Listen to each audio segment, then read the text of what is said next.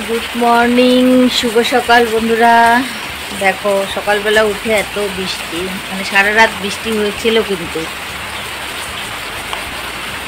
আমাদের এদিকে ইদানিং এত বৃষ্টি হচ্ছে, কিন্তু আমি অনেক বন্ধুদের দেখি যে অনেক দিন আগের থেকে বৃষ্টি হচ্ছে, কিন্তু আমাদের এদিকে না হচ্ছে বৃষ্টি, কিন্তু এতটা ছিল না। এখন দেখছি রেগুলার বৃষ্টি হচ্ছে। ছেলের পরীক্ষা, এখন ঘড়িতে বাজে 7:30, অথচ বৃষ্টি থামার নাম নেই। কি অবস্থা! চলো বাড়িতে যাই, মানে ঘরে যাই, ঘরে গিয়ে কাজকর্মগুলো করি, টুকটাক শুরু করি আর কি, ছেলের পরীক্ষা যেহেতু। আর এই যে বৃষ্টি দেখে চলে আসলাম ঘরে এসে আগে মানে কি বলি, ঘরগুলো ঝাড়ছি, কারণ বিছানা এখনও তোলা হয়নি, কারণ বাচ্চারা ওই ঘরে ঘুমিয়ে আছে, আর ওদিকে সঙ্গে ওর বাবাও ঘুমিয়ে আছে, কারণ এতটা বৃষ্টি দেখে ওর বাবাও ঘুমিয়ে আছে। আর দেখবে বৃষ্টি হলে না ঘুমটা একটু ভালো লাগে সকালবেলা আর কি কাটতে। তো সবাই ঘুমিয়ে আছে, আমি আর ডিস্টার্ব করলাম না, আমি ভাবলাম যে আমি আমার কাজগুলো করে নিই। তো ওই যে এখন ঘরগুলো ঝাড়ু দিয়ে নিচ্ছি। তো ওরা উঠলে পরে বিছানাগুলো পরিষ্কার করে আবার এখন ঝাড়ু দেবো। আর ঝাড়ু তো আমার সকাল থেকে যে কতবার দিতে হয় তার কোনো ঠিক নেই। তো এদিকে আবার ছোটো মেয়েকে ডাকছি, কারণ ছোটো মেয়ে আর কি পড়তে বসবে, আর বড় মেয়ের তো পড়া নেই, ও দেরিতে উঠলেও কোনো ব্যাপার না। আর এদিকে দেখো বৃষ্টি টিষ্টির মধ্যে এই যে মানে ঘর দুয়ারও অনেক নোংরা হয়, বৃষ্টি আসলে তো কম বেশি একটু হাওয়া ওঠে, আর তার মধ্যে এতটা নোংরা হয় ঘর দুয়ার, আর কি বলে। বর্ষা এসেছে পর থেকে যে এতটা কাজের চাপ, আর কি বলি। আর জানো তো আজকে কিন্তু শ্রাবণ মাসের শেষ সোমবার, মানে আজকে হলো শ্রাবণ মাসের শেষ সোমবার। তো এদিক থেকে মনে করো যে আজকে সোমবারটাও পালবো। আর এদিকে দেখো আমাদের ছোট মিনি, ও কিন্তু আমার ক্যামেরাটা একটু দেখে গেল যে ক্যামেরাটা ঠিকঠাক হচ্ছে কি না। মানে এরকম ওরা যদি নিচে মোবাইল দেখে তাহলে ওরা ফোনটা দেখবে, এরকম পাজি ওরা, জানো। তো এদিকে দেখো তোমাদের সঙ্গে কথা বলতে বলতে এই যে আর কি ঘরগুলো ঝাড়ু দিয়ে নিলাম। আর এদিকে কি বলি তোমাদেরকে, মানে ঘর এত পরিষ্কার করে রাখি রাত্রিবেলা, তাও সকালবেলা উঠে এতটা নোংরা হয়, কি আর বলবো। কোথার থেকে যে এত নোংরা আসে আমি জানি না। তারপরে এদিকে দেখো ওর বাবা উঠে গেছে, তো আমি আজকে বিছানার চাদর দুই বিছানারে তুলবো, যেহেতু ওর বাবা উঠে গেছে আর কি, বড়মশাই উঠে গেছে, তো এর জন্য ভাবলাম আগে আর কি আমাদেরটা তুলি, পরে বড় মেয়ে উঠলে ওই বিছানাটা তুলবো আর কি। তো বন্ধুরা আমি বাইরে কিন্তু ভয়েস দিচ্ছি, প্লিজ একটু সবাই মানিয়ে নিও, কারণ স্কুলের সামনেই আমাদের বাড়ি, তো এই সময়টা বাচ্চা কাচ্চার ছুটি দেয়, আর যাওয়ার টাইমে তো মানে এতটা চিল্লা হাল্লা হয়, কি বলি। আর এখন আমি তো ওই বাসতলায় এসেই ভয়েস দিই, কারণ ঘরে তো মেয়ে আর কি, বড় মেয়ে নাচ প্র্যাকটিস করাচ্ছে, ওর যেহেতু সামনেই আর কি একটা ডান্স প্রোগ্রাম আছে, তো এর জন্য আর কি বাইরেই আর কি আমি ভয়েসটা দিই এখন ইদানিং কয়েকদিন ধরে। তারপরে এদিকে দেখো বিছানাটা পরিষ্কার করে নিলাম। আর এই যে দেখো বিছানাটা পরিষ্কার করার সাথে সাথে এসে বসে আছে, ওইদিকে আনা দুষ্টমি করছে, আর এই যে এও আবার মানে বকা দিলাম, ও নামলো। তারপরে এদিকে দেখো আমি কিন্তু কতগুলো বাসন কালকে ধুয়ে রেখেছি, কালকে আর রাত্রিবেলা ইচ্ছে হয়নি করতে। আর সারাদিন মানে এত পরিশ্রম হয় না, তো এই জন্য না যদি সন্ধ্যা লাগে তারপরে না মনে হয় না যে আমি একটা কাজ করি, তারপরেও অনেক কাজ করে রাখি অনেকক্ষণ একটু শুয়ে থেকে। তো ভাবলাম বাসনগুলো যখন মাজাই ছিল তাহলে থাক, কালকেই এখন গোছাবো নে। তো এদিকে দেখো তোমাদের সঙ্গে কথা বলতে বলতে আমার কিন্তু অনেকগুলো বাসন আর কি গোছা প্রায় হয়ে গেল। তারপরে আরও বাকি কাজগুলো আছে, সেগুলো করে আবার আজকে পূজা দিতে হবে। আর সোমবার যেহেতু অনেকটাই দেরি হবে পূজা দিতে, সোমবারের নিয়ম আচার অনেক কিছু করে একটু পূজা দেওয়ার চেষ্টা করি।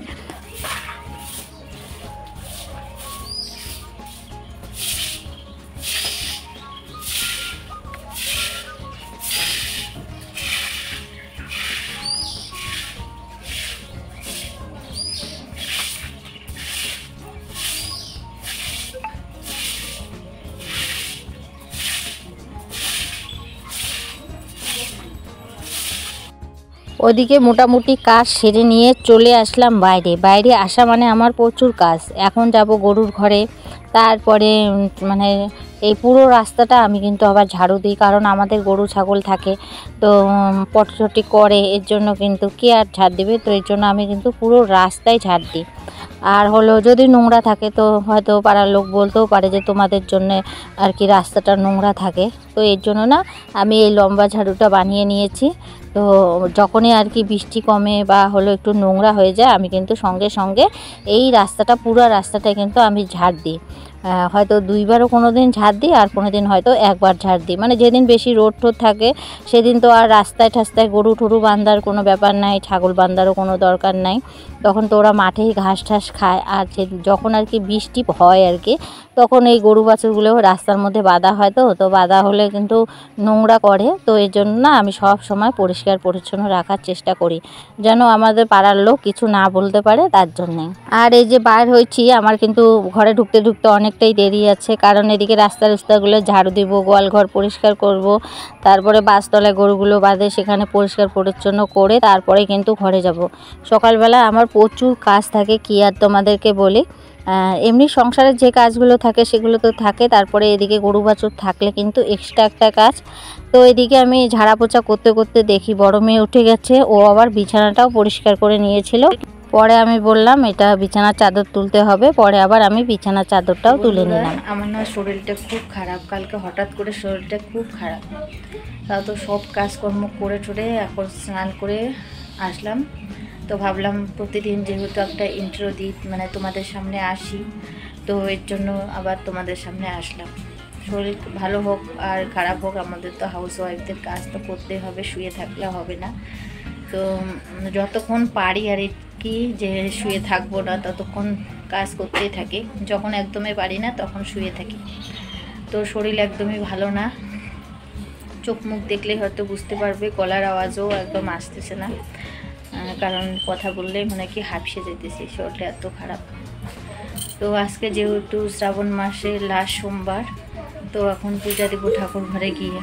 আর আজকে সেরকম ফুল পাওয়া হয়নি, কারণ আমাদের এদিকে না আজকে মানে সব জায়গায় এত বন সেবা, আর কি বলি, আজকে তো দুপুরে রান্না বান্না নাই, মানে আমাদের 3 বেলায় আর কি বোম সেবার খাওয়ার নিমন্ত্রণ। পাশের বাড়িতেই বোম সেবা, তারপরে হলো আবার আর একটু দূরে বাড়িতে বোম সেবা, ওই বাড়িতে নিমন্ত্রণ, আর একটা আছে বোম সেবা, ওখানে সবাই যায়, ওখানে কোনো নিমন্ত্রণ না, ওখানে সবাই আর কি প্রসাদ খেতে যায়। তো এরকম আজকে সারাদিন বোম সেবা আছে, বাড়িতে দুপুরবেলা রান্নাবান্না নেই, তো একদিকে বেঁচে গেছি, কারণ একটু কাজ টাজ করে কিন্তু রেস্ট নিতে পারবো, নাহলে রান্নাবান্না থাকলে আর একটু চাপ থাকতো।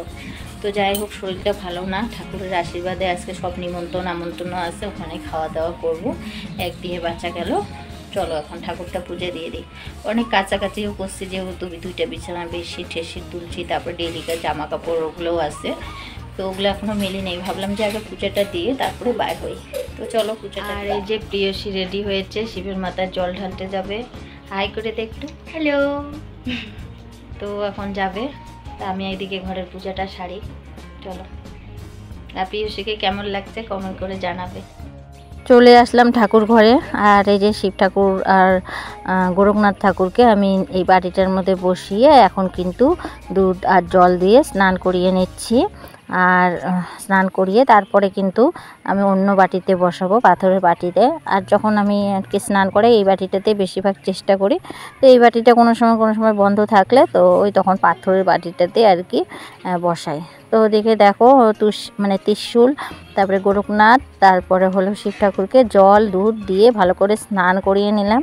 আর জানো তো আজকে না বেলপাতা পাইনি, কারণ কি বলি, বেলপাতা আজকে দাদা দেয়নি, তো এদিকে আসে ফুলও দাদা দেয়নি, মানে হয়তো পায়নি, তো আর না পেলে তো আর কিচ্ছু করার নেই। তো নীলকণ্ঠ গাছে আর কি আমার ফুটেছিল ফুল, কিন্তু আমার ওই যে জায়ের মেয়ে আর কি তুলেছে, তোলার পরে দেখো একটা রাখতে বলছি, মানে গাছের ডালটা এইভাবে আর কি টান দিচ্ছে, তো গাছের ডালটা না মানে একদম ছিঁড়ে গেছে, তো এই জন্য ফুলটা একদম মানে নেতিয়ে গেছে। আর এদিকে ধুতরা ফুল পাইনি, ধুতরা ফুলের 2টা কড়ি পেয়েছিলাম, তো সেটাই দিয়ে দিলাম। কি করব, ভগবান আমাকে যতটুকু জুটিয়েছে আমি অতটুকু দিয়েই আর কি পূজা দিচ্ছি। যদিও আমি সেরকম ভালো করে পূজা দিতে পারি না, কিন্তু আমি আমার মতন করে যতটুকু পারি আর কি ততটুকুই পূজা করে নিই, কারণ অনেকজনে অনেক নিয়ম করে, কিন্তু আমার আর সেটা হয় না। তো এদিকে দেখো আমার কিন্তু পূজা দেওয়া হয়ে গেছে। আর বললাম তো আজকে রান্না বান্না নেই, তো আজকে না অনেক ধোয়া কাচা আর কি বের করেছিলাম, তো সেগুলো আর কি কাছাকাছি করেছি। এসে দেখি একদমই জায়গা নেই। পরে কি করলাম জানো তো, পরে আমি একটা শাড়ির পাড় আর কি ছিঁড়ে ছিঁড়ে ওই যে আমাদের যে ওখানে যে ঘরটা বানাচ্ছে ওখানে সব দড়ি জোড়া লাগিয়ে লাগিয়ে তার বানালাম, বানিয়ে তারপরে নিয়ে আমি সব জামা কাপড়গুলো দিলাম, না হলে তো জামা কাপড়গুলো শুকাবে না। আর এখনকার রোদ মানে সোনার টুকরো, কারণ মানে বর্ষার দিনে রোদ মানে সোনার টুকরো আমাদের জামা কাপড় শুকানোর জন্য, না হলে তো জামা কাপড় শুকায় না। তো এই যে দেখো আমি কিন্তু এদিকে সব জায়গায় দড়ি টাঙিয়ে নিয়েছি, আর ওখানে বেডশিটটা মানে দিয়েছিলাম আবার এখানে নিয়ে আসছি, কারণ ওখানে দেখছি একদম ঝুলে যাচ্ছে। তো এদিকে 3টা দড়ি টাঙিয়েছি, টাঙিয়ে এখন কিন্তু এই জামা কাপড়গুলো মেলে দিচ্ছি। আর আজকে তো রান্না নেই, রান্না বান্না আর কি বন্ধ। তো জামা কাপড়গুলো মেলা হয়ে গেলে আমার একটু ভিডিওর কাজ আছে, সেগুলো করে নিয়ে একটু ঘুমাবো। আর যেহেতু শরীরটা ভালো না, একটু ঘুমালে কিন্তু রেস্ট হবে। তো এদিকে দেখো কতগুলো জামা কাপড় আর কি মেলেছি। এগুলো জানো তো আজকেরই জামা কাপড়, জমানো কোনো জামা কাপড় না। ওই যে বৃষ্টি হচ্ছে আর কি একটু পরপর ভেজাভুজি জামা কাপড় নিয়ে আসে, তখন তো অনেক জামা কাপড় হয়, এই জন্যই আর কি। আর এদিকে দেখো ছেলের গেঞ্জিটাতে কিভাবে যে রঙটা লেগে গেছিলো, অনেক কতদিন হয়ে গেছিলো রঙ লাগছে কিন্তু আর উঠছিল না, তো অমনি আর কি পরে। তারপরে এদিকে দেখো আমি কিন্তু আর একটা মোবাইলও এখানে নিয়ে আসছি জানো তো, মানে একজনের লাইভে ছিলাম, তো এর জন্য মোবাইলটাকে নিয়ে আসছি সাথে করে, যে টাইমটা প্রায় হওয়ার দিকে। তারপরে কাপড় জামা মেলতে মেলতে দেখি টাইমটা শেষ হয়ে আর একটা ভিডিও চালু হয়ে গেছে। পরে যাকে বললাম একটু বন্ধ করে দাও, তারপরে ও আবার বন্ধ করে রেখে দিল। আর এর তো এখন মোবাইল নিয়ে যাই, এরকম কিন্তু মানে একটা ক্যামেরা করার জন্য আর একটা ফোনে হয়তো লাইভে সময় দেওয়ার জন্য বা কারো ভিডিও দেখার জন্য, মানে এরকম কিন্তু 2টা ফোনে আমার সব সময় চলতে থাকে। আর এদিকে দেখো বিকেলবেলা আবার তোমাদের সঙ্গে দেখা হচ্ছে। আমি একটু ঘুমিয়েছিলাম, ঘুম পাড়ার পরে শরীরটা অনেক ভালো লাগছিল। আর বললাম না যে আমাদের এখানে বোম সেবা পাড়ার মধ্যে, তো তাদের বাড়িতে আসলাম। আসার পরে এই যে দেখো এদের যে বোম সেবার মানে শিব ঠাকুর, তারপরে আরও অনেক ঠাকুর আছে, তো সেগুলো ঠাকুরকে একটু তোমাদেরকে দেখিয়ে দিলাম। তারপরে প্রসাদ খেতে বসলাম। আর এখানে বোম সেবার মধ্যে করেছে অন্ন আর ডাল, পাঁপড় ভাজা, পটল আলুর রসা, তারপরে করেছে হলো পনিরের তরকারি, তারপরে করেছে হলো পায়েস। তো খুব ভালো খাওয়া দাওয়া করলাম। আর বন্ধুরা ভিডিওটা এখানে শেষ করলাম। ভিডিওটা যদি ভালো লাগে প্লিজ লাইক কমেন্ট সাবস্ক্রাইব করে দিও। আর সবাই ভালো থেকো, সুস্থ থেকো। আবারও দেখা হবে নেক্সট ব্লগে, ততক্ষণ পর্যন্ত টাটা, বাই বাই।